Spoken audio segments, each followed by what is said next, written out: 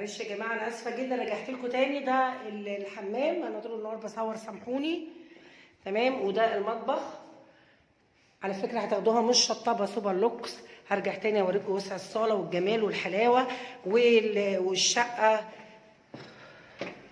البلكونه بتاعتها على الميه على طول،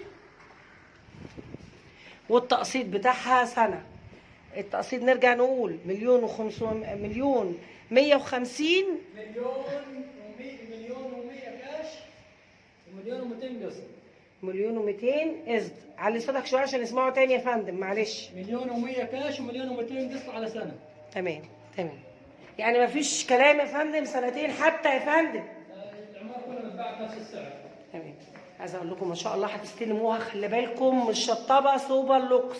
سوبر لوكس يا جماعه، كلها على الميه كده زي ما انتم شايفين. وفي كمان حمام جوه الغرفه، والبلكونه اللي هي جانبي بردك، دي جانبي شايفه الميه ما شاء الله. يعني مش خساره فيها الفلوس، مش خساره فيها الفلوس.